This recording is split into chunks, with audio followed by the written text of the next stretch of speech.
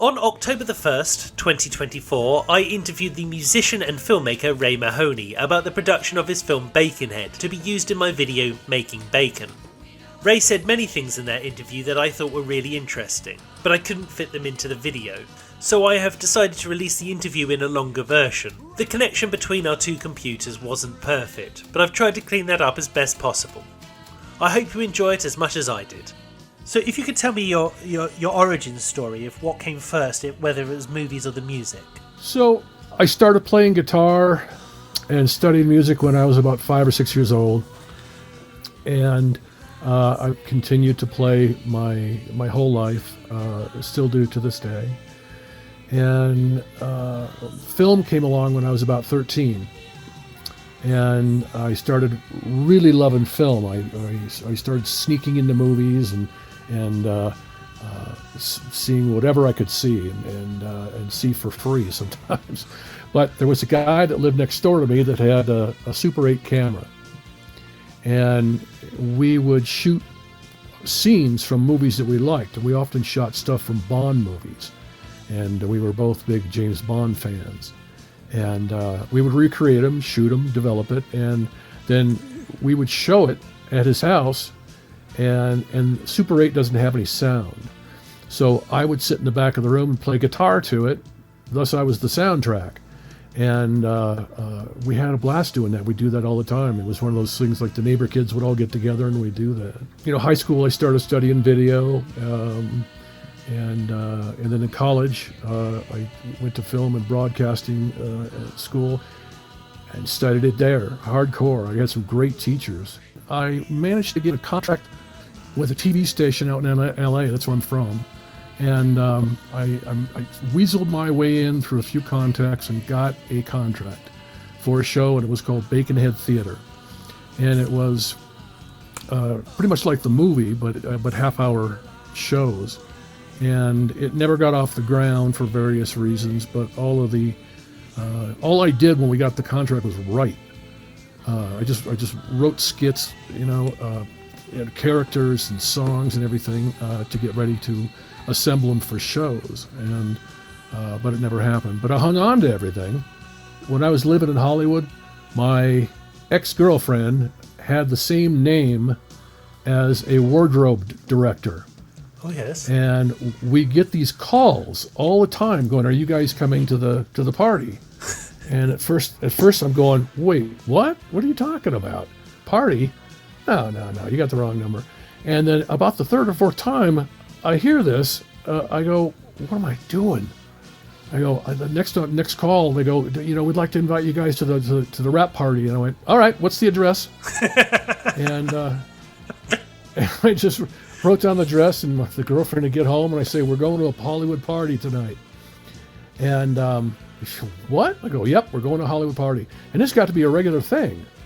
And we would just show up at these parties, and they were C-list, D-list parties. They weren't the A-list or anything.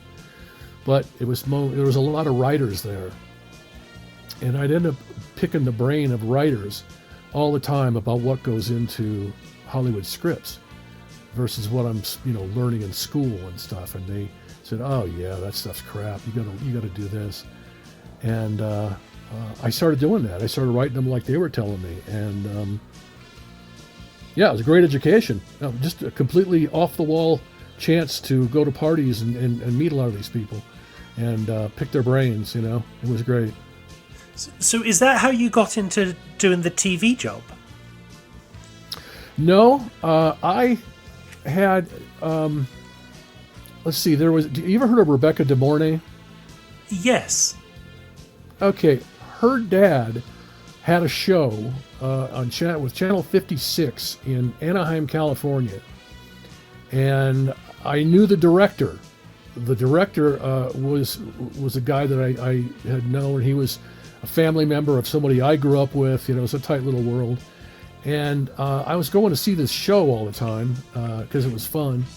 And I put the idea to him. I said, "Can I approach the staff there about doing a show?" And they said, "Sure, I'll set you up." It was that easy. And I had a big meeting with them. They gave me a letter of intent. It was, we're waiting for you. Get the show going, and we'll put it on, kind of a thing. So that's how I got that gig. So what was the actual? They commissioned you to write 6 episodes, 10 episodes of Baconhead Theatre. I think there was 6 at first. Yeah, and I wrote all the stuff that was needed for them, and I believe I had theme music. I had all the stuff we needed to do it. We just need the money to shoot it. So that's often the way, isn't it? It's always the money. Yeah. I actually had the same thing happen out here.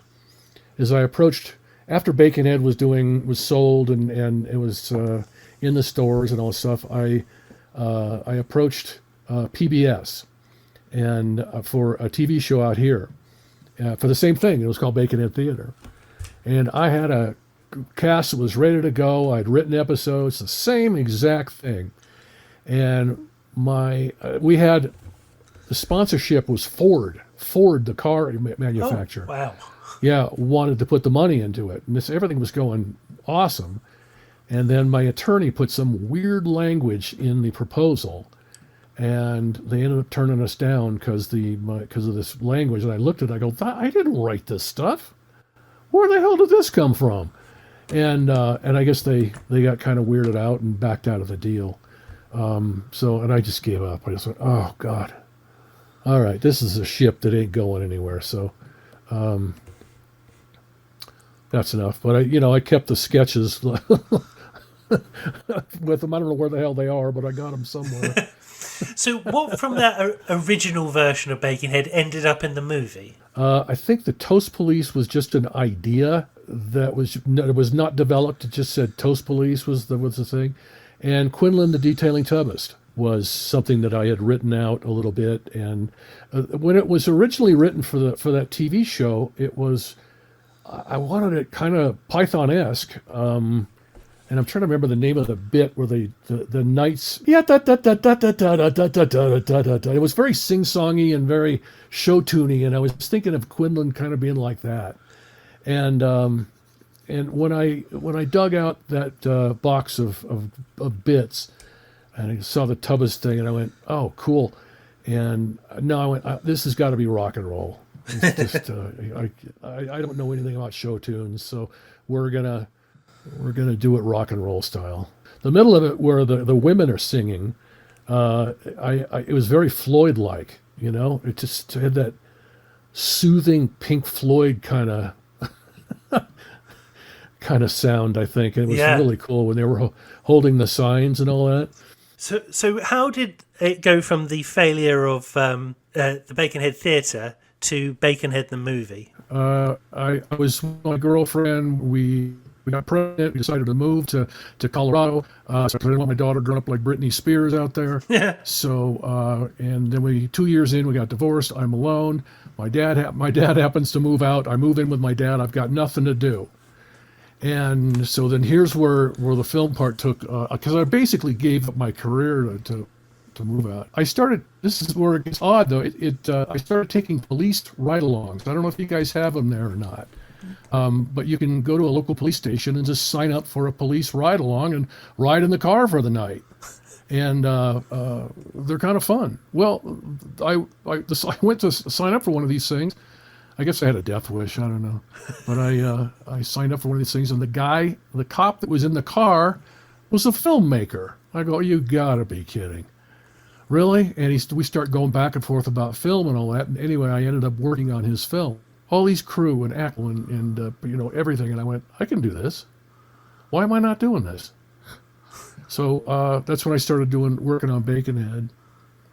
I started writing it and got it done in about 3 months, writing it and started raising money. So that's how it got going. Did you shoot in one whole block, or did you just shoot sketches as you got the money? You were just shooting it sort of on a shoestring? No, I had it all written out, storyboarded and everything, and we shot out of order, like you're supposed to do. That's we just shot things that were, and we have a difficult time in Colorado shooting because of the weather.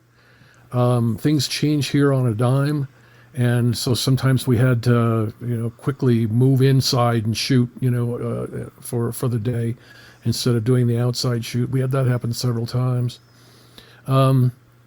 But we shot it out of order. I shot the entire principal photography in right around 2 weeks, and then the rest of it, there was subsequent weekends that we had shot and got everything done. It was a pretty quick shoot. It was an inefficient shoot too.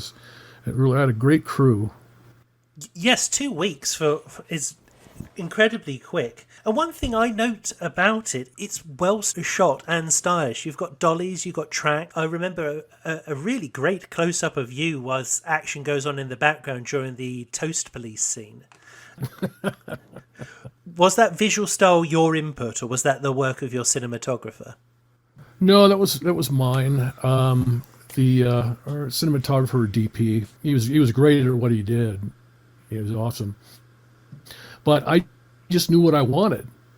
I knew how I wanted it shot, the depth of where I wanted it shot, placement of the actors, where they are, within a scene. I just knew what I wanted. So it was, I drew out storyboards. They were primitive, they were real detailed. They didn't look like comic books, but they were, you knew who the characters were and what placement they were and where to put the camera and that kind of thing. I didn't want anything to question. Since we were doing a 2-week shoot, I didn't want to ad lib, I wanted everything pretty much laid out. So every word was scripted. There's no improvisation in the performance. Every word was scripted. I don't call anything that was ad libbed. I thought the actors did a phenomenal job with it. Well, yeah, the cast are really very good for a film of its budget. They've all got really good comedic timing. Are these just friends, or are they all professional actors? So I knew a guy that was on the radio out here, and I told him I said, I want to hold auditions and for this film, and he says, I'll do a thing for you. And his station gets like 100,000 people at any given time, and so he just did a blurb for me, and gave the address and the time, and I had lines around the block for people, and I could just kind of take my pick, and I had a studio to do it at, and I held the auditions myself. I wanted to do that. I didn't have like a casting agent or anything. I think I probably nailed everything in one weekend. I would have thought that you're all a member of some sort of theatre troupe or something, because you click together really well, which for such an off-the-wall style of humour is quite a unique thing. I would have thought you were sort of like a band in that sense. The only ones I knew were Nick, Brad, and Terry, which are the guys that were the Toast Police. Everybody, because I was still new in Colorado and I didn't know anybody, and that was the only people I really knew. Yeah, my ex-wife is in the film for a minute, so I knew her, but really everybody else was. There's a few people that I knew from a job that I worked at. They said, "You want to be an extra?" They're running in the land of the Chris people, Mm-hmm. There was a girl I was going out with at the time. She was running in the with the Chris people. Preston Lacey was just one of the people who auditioned. He came later on because we couldn't shoot. I had to call a wrap because the weather destroyed. There was this giant field, and where you've seen the Chris sketch where it's just massive field there, and it had rained, and we couldn't shoot it that particular time. And I had a whole cast that was different than what's in the one you see on film, because everybody had to go home. Everybody had to, that was the end of the shoot. So I said, that's done. A couple weeks later, I recasted and held auditions, and that's when Preston Lacey had showed up. and he was great to work with. He was fun. I still I don't have Facebook anymore, but when I did, still stayed in contact with him. Was there much deleted from the finished picture? There was some. There was okay. Let me tell you this one. There was a sketch that was for Baconhead Theater, and we actually shot it out in California, and it was used for cable out in California. And it was called the Terror Insurance Sketch. And the theme of it was that this hard-up insurance guy can't sell anything, so he ends up scaring the hell out of people and then selling them insurance. That's the bit. And so that one out in California worked great. It worked great. And I thought, well, I'll reshoot this for the film, and I'll tell you what, I'll make two of them. I'll make two different ones of these. And so we shot the one in the house to try to recreate it just like I did in California, and every which way I cut it, I just couldn't make it funny. It was just not funny. And I had to scrap it. And the other one was what became Kenny the Phantom at the end. Oh, yes. And, yeah, that was another one of those terror insurance sketches where he's scaring the hell off of somebody off to drive off the road. And then that was me. That was me and another guy named Tom kind of doubled each other. He was about the same height as I am. And we shot that sketch with Kenny. And there's this one shot where I approach the car. There's an over-the-shoulder shot above me. And you see the guy in the car kind of suffering a little bit. And that's when the character would hit him up about the insurance. Well, it didn't work. Again, it just wasn't funny. And so I told the editor, I go, just put this thing on tape. Because I love the visuals in this thing. The visuals were really cool. And I said, just put it on tape and let me take it home and mess with it and see what I can do. And so I came up with the Kenny the Phantom tune. And so that's sort of a save, that sketch. And I think it worked, though. I think it worked way better than the original one. So it was a fun bit. You know, a lot of people cited that as they loved that one the most. What I like most, and I think makes this film stand out for me, is the fact that during the Bartholomew Brothers scene, all the characters come back. They collide with each other, which I think puts this a step above most sketch films. Was that something that you just found out whilst writing it, or was that in your head from the very start? It was from the start. It was sort of meant to be that there's this little world that exists and all these characters, and it's a barrage on culture is what the whole thing is really about. It's a smack in the face about the culture at that time. But it was all of them get together at the end and have this big blowout. It was kind of based on some of those movies I used to love, like The Party with Peter Sellers, some of those 60s movies that had a big blowout with every character that was there. Even ones that weren't even in the film were there. And it was kind of loosely based on that. But mainly I wanted the whole world of that to collect in one room. And the biker poetry, thing was sort of an excuse to do that. I mean, I should have probably asked this earlier, but I find that the humour in this so offbeat. I would have thought it had a British influence. It reminded me a lot of the British comedians that I grew up liking. Who was? I mean, assuming you have some influences, were they any of the British Monty Python, Spike Milligan lot? You nailed it. Yeah, when I was a kid, I got into Monty Python and loved them ever since. I have to cite two probably faves, but it's Monty Python, and I liked early Woody Allen. Oh yeah, me too. Oh God, his movies were great back then. But yes, there was a lot of British humor I love. I absolutely, a lot of Americans say, I don't get it. Well, that's too bad, because it's it's great stuff. And I love Benny Hill. And we were shooting the end of The Tubist, when one of the crew guys turned to me, and because the women are chasing him, and this guy goes, is Quinlan afraid of women? I go, no, he's got an abundance of them. This is a Benny Hill ending. Yeah. What are you kidding? That's exactly what that is. But yeah, I was heavily influenced by British humor. I always was. Yeah, the early Woody Allen films, things like Bananas and Take the Money and Run, are also quite surreal. They're quite off the wall. Yeah, I love those Sleeper and there was a number of them that I just thought were just great. And they're the movie. Those movies had me rolling on the floor, just like Python did. And I can remember watching The Fish Dance by Python, and just on the floor slapping it. I was just laughing so hard. It's so absurd, but but it was just awesome. Yeah, yes, yeah. That's what I like about Baconhead. It's just like in the Toast Police, it's got so many little asides and bits where it wanders away from the plot that just reminds me very much of those old British comedies. Yeah, I think that dialogue that's in the Toast Police, where they're parked by the van and they're all standing there and they're talking about the reason, the clue, and all that. To me, that's very Python. I would be in the John Cleese role, like in that particular sketch, and I think that was Pythonish. I really do. I loved. A lot of people really liked that dialogue that took place.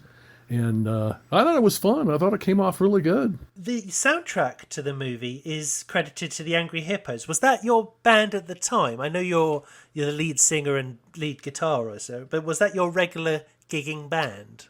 No, my daughter came up with that name. She was real tiny. She was sleeping, and then she woke up really groggy and said, "Dad, the Angry Hippos are coming to get me." And I go, "What?"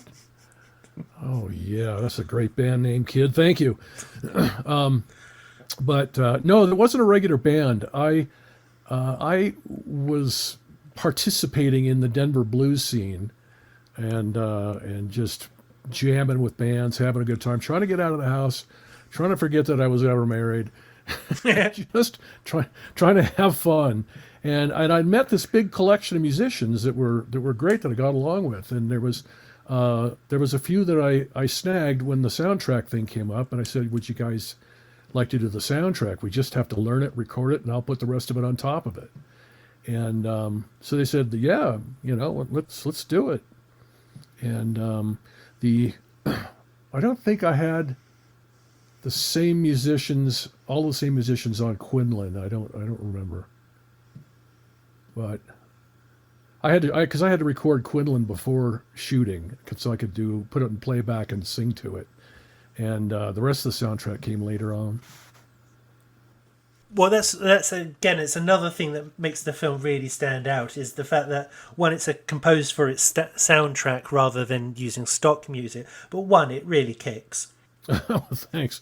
Yeah, that was a blast. I had a blast doing that stuff. I have to. There's two songs that I really love still to this day, and it's Quinlan and the final song, which is called "Love Theme" from Baconhead, which that's the one that ends with the drum, and he goes, "Who the bleep is Dave?" And oh yeah. And yeah, that particular song I still love to listen to. I think that thing came out really well.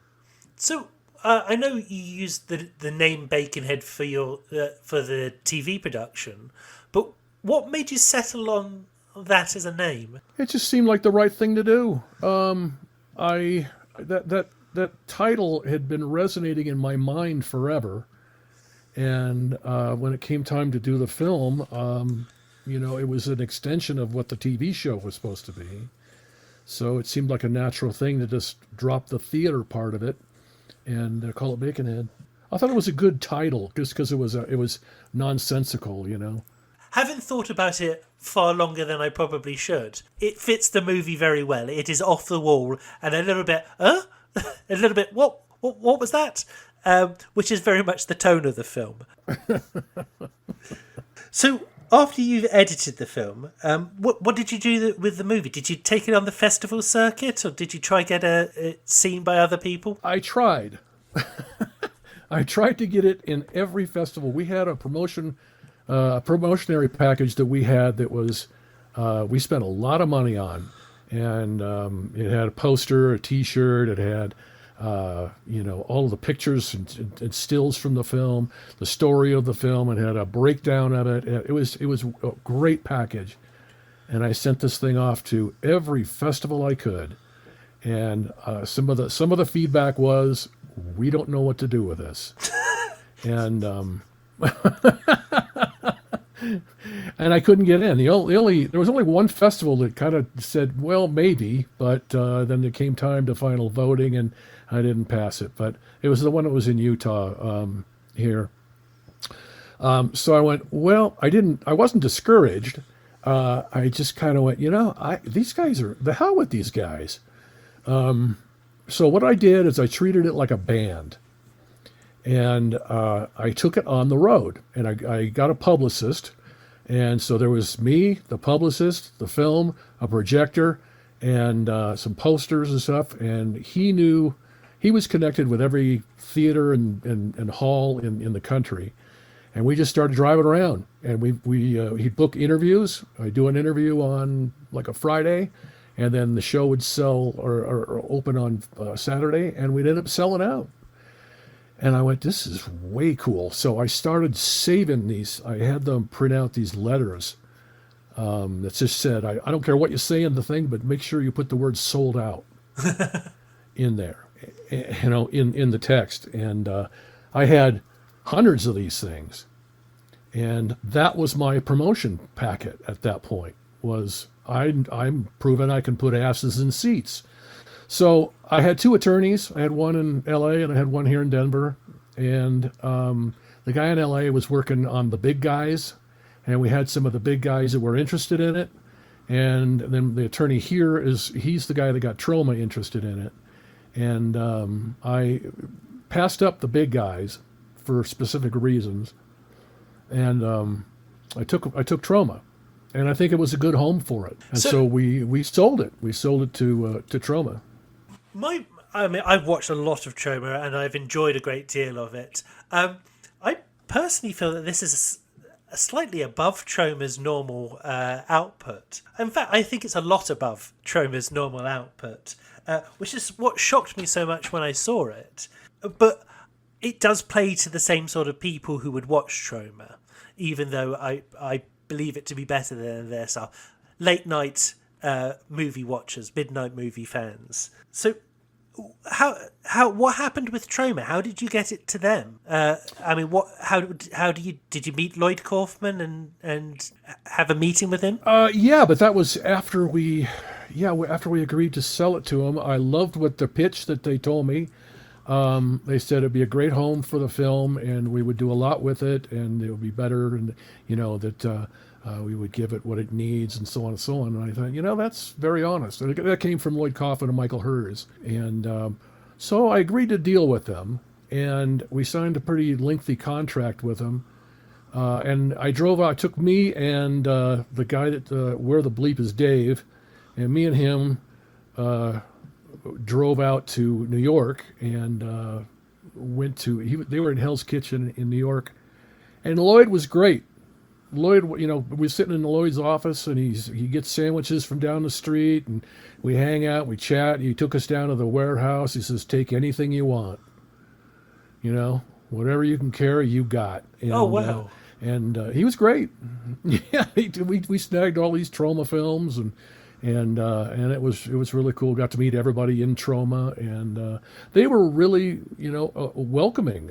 I felt that it was a good choice. Lloyd does sound like a good guy. I have to say that he really knows his demographic, and he's stuck to that over the years. Yeah, he has, and he kind of said a little about what you said in a different way. He was saying it's not our normal fare, but we think it will do well. As regarding my film, because it's a lot of horror movies that come out of Troma and stuff, and we're far from that. But I thought it fit. I thought it was a good home for it. And it did. The thing with the big guys is, for instance, Columbia was very interested in it. But wow. I know from music that if you go with a company like that, they put it out for 2 months and it doesn't do anything, they shelve it. And that's what they do with bands out there. And if it doesn't do anything, it doesn't take hold, like right away, they shelve it. And I didn't want the film shelved. I didn't want, Oh, my music shelved, because I wanted to be able to have the freedom to do what I want with my music. And Troma allowed that. They had it in the contract, but I go, no, these things got to get out of there. I want complete autonomy with my music. And they said no problem. Whereas the big guys probably wouldn't have been as accommodating. Yes, it's better people see it. I think the biggest problem with the film is it was ahead of its time. Had you made this in the generation of YouTube, I think you probably would have got a lot of followers and been able to build an audience. But obviously, at the time it was released, it was VHS and latterly DVD. Yeah. Yeah, when it was initially into the stores with the VHS, it was very exciting. It was a great place to take a date. So, hey, look at this. Check this one out. so did Troma put it into cinemas, or did they just release it on VHS? It went straight to video from them. I figured the tour that I did was its cinema tour. I had a contract with Landmark Theaters out here, and so I got to show it in all of the Landmark theaters. It was great back then. I don't know how people would do an indie film now, because we had newspapers behind our side. They had great entertainment sections, and they were really willing to help out the new new director or whatever, and they take pictures and get a whole interview. I don't know where people would do that now. Yes, you'd have to create some sort of viral marketing campaign, which sounds harder than making a movie. Yeah, I think so. I haven't physically got one, but I saw a photograph of the VHS release.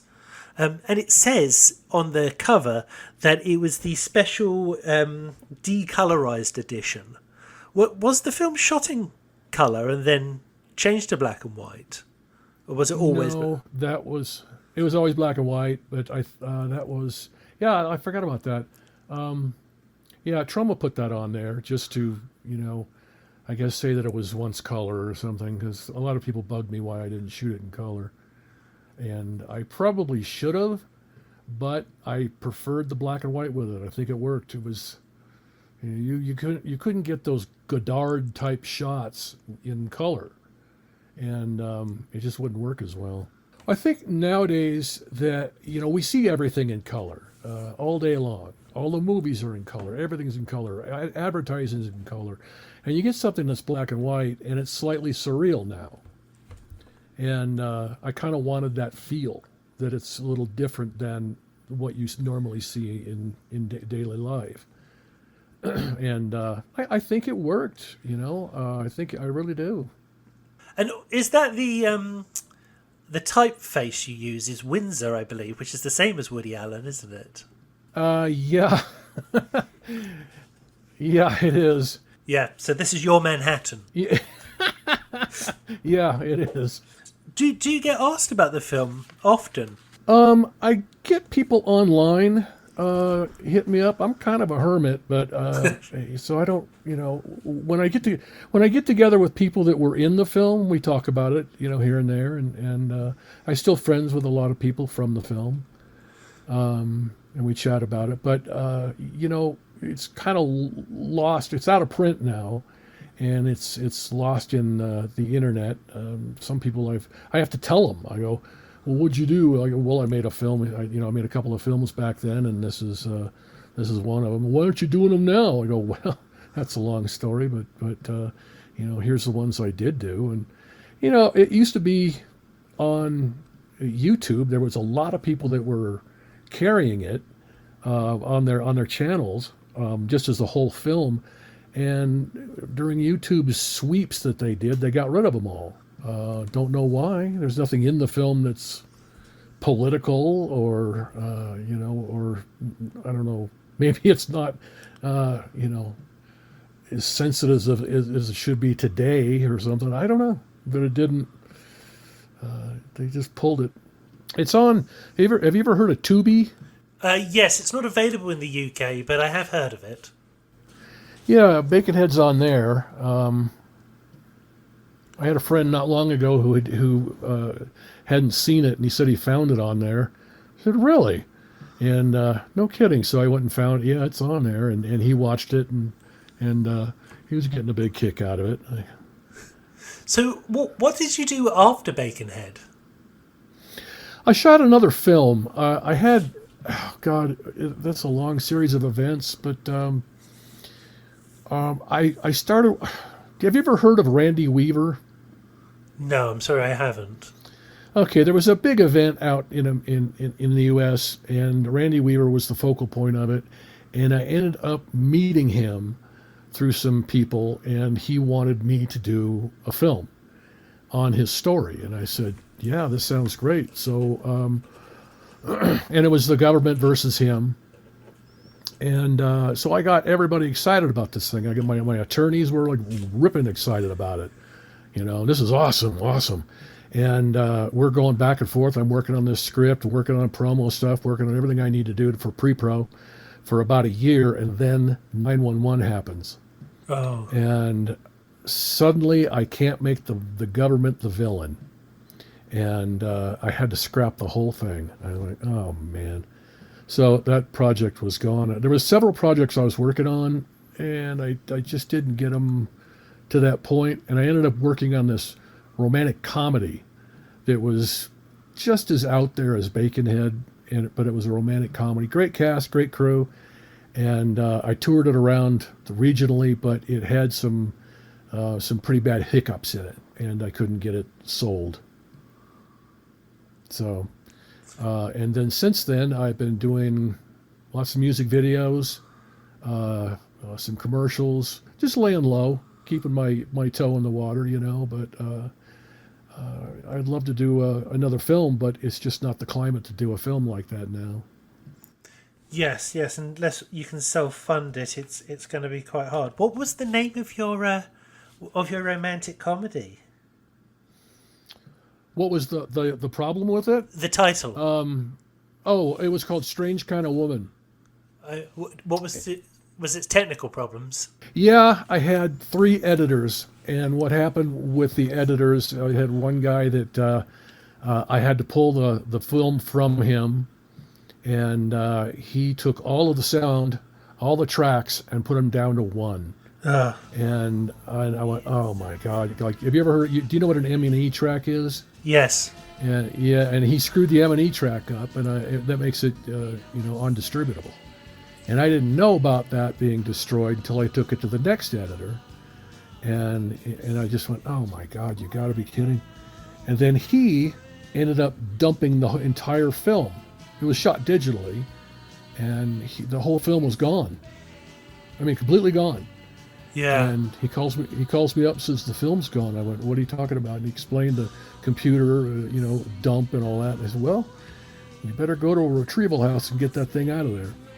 And when he got it back, all the color and the sound and everything was just terrible.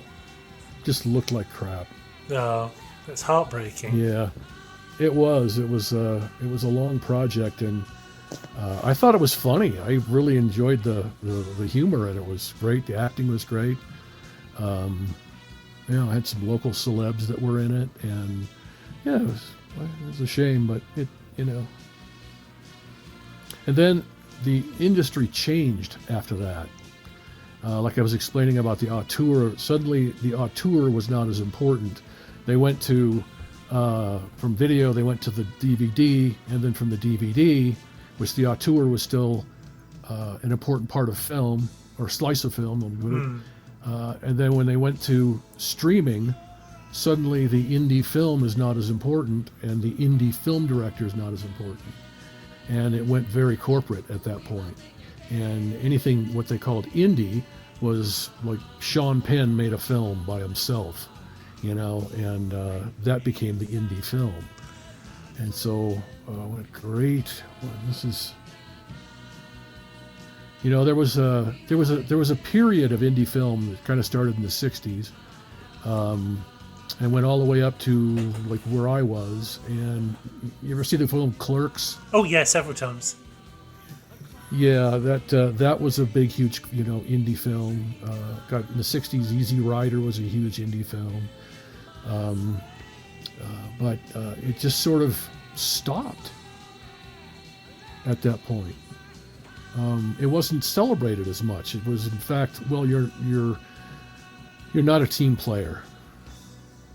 You're a solo guy, and you're not a team player. Kind of an approach to filmmaking where I don't think that's the way to make them. So. No, you're right. It has become much more corporate, and as a result, everything becomes the same. Yeah, it does. There really isn't. I can't think of any indie films in the last 20 years that stand out. That I go, that was a phenomenal movie. I'm sure they're out there. Yeah. But they probably didn't get promoted. They probably didn't get their voice. They're probably ending up on Tubi and other things. They didn't get the voice that they should have gotten. I think indie film right now is just kind of at a dormant stage. Yeah. Do you think it will come back to how it was, or do you think we've just moved on to the new era? I think things are going to change in the next couple of years, and I think it's going to change for the better. I don't think it's going to go back to the exact same thing. I think that it has to evolve. There has to be an evolution to it. You can't just go back to doing a Godard film again. You talk to the average Joe nowadays, they don't even know who that is. Or Fellini, you've got to evolve and become the new thing. And film is such a great medium to do it, and I think that it can be done. But I think we're going to go through an awful lot of changes here in the next couple of years, art-wise, Hollywood-wise, film-wise, world-wise, and as you know, film reflects. It's art that reflects culture, and culture, I think, is going to morph a little bit. So. Yeah,